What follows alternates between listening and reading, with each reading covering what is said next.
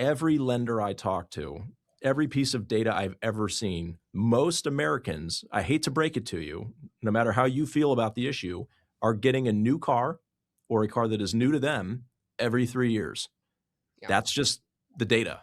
So yeah, if you don't think that a Mercedes-Benz or a BMW could reliably drive to 300,000 miles, which they can, but if you believe that they can't, probably not going to be an issue for you if you're getting a new car No, every 3 years, totally. right? And yeah. Yeah. And that's why I want people to be more honest with themselves, because like you're probably not going to do that. So if you know, like if deep down you know you're not going to do that, then like let's just buy a car that's going to make sense for the next 3 years. And like let's probably lease, or let's buy pre-owned so you won't like, lose all of your equity out. It's just Yeah. yeah. Yeah. And think it through. Like you said earlier, people, don't, and another thing, don't buy a car that solves an extremely specific and anecdotal need. Like don't buy a pickup Right. truck because you got to move a couch this weekend. No, Right. I always tell people, do not buy cars. Buy cars for your everyday, not the once in a while. I do weekly consultations, and these people are always like, well, we need the third row because twice a year my mom comes in town and we want to ride together. And I'm like, so we're going to up your price point by 20 grand because your mom doesn't want to take her own car. Like, we're not doing this. I'm sorry. Right. I'm not playing this game with you. You could rent her a car. Sure. You could pay for an Uber Black and you would come out vastly ahead. Like, calm down. We're not doing You're that. going to buy a car that We're doesn't buying a make car for your sense. everyday. Yeah, We're buying a car exactly. for your everyday. 100%. Well, Kelly, this has been a lot of fun. I just want to say that I absolutely love what you're doing.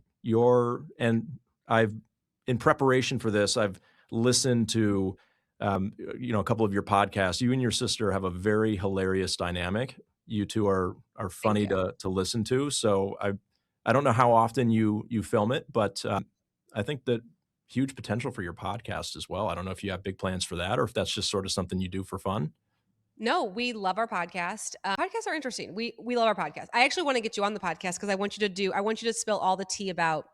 So we have a segment called Industry News, and Sure. we talk about cars, but like we're gossiping about cars. So like we're gossiping about pop culture, like the Yeah. Kardashians. So I want you to come on. I want you to spill all the tea I want you to tell me everything you know about the van. Yeah. I would So love to do that. I would we'll love have to. to get That'd be that a on lot the of schedule fun. because that's hot tea. That's interesting. It is. And I am, again, everyone thinks I'm crazy. They're like, why won't you stop talking about a minivan? And I'm like, listen, you don't understand. Like the amount of people over the years that would come in to look at a GLS, it was a GL really at the time, and be like, oh man, does Mercedes make a minivan? And we used to have the R Class. People are like, oh, Mercedes tried that. It didn't work. I'm like, first of all, the R Class looked like a minivan, but it was not a minivan. It didn't have sliding doors. It didn't have really any of the functionality that most minivans have. So the fact that we're doing a proper van, I'm like so And I stoked. mean, you guys have a Sprinter van, so like you have the vibes. I'm Oh excited. yeah. I don't think that I'm people excited. realize that overseas, Mercedes-Benz like dominates vans, trucks, things that we don't have. Unimogs. I don't know if you've ever seen a Unimog, but No, man, but yeah, it, you're right. That's interesting. yeah. Imagine if like a G-Wagon was like a farm tractor, like Oh a, yeah, I'm looking at a Unimog right now. Interesting. yeah, there's tons of variation. I mean, imagine if we sold that in this country, how many people with lots of money that wanted some kind of crazy off-road vehicle for their ranch would buy that. But Yeah, anyway, that's pretty cool. so, well, awesome. Well, Kelly, this has been a real pleasure. Thank you again. Thanks so much. Waiting for my podcast interview I'll get it request. on the books. Beautiful. Well, thanks again. We'll talk to you soon. See ya.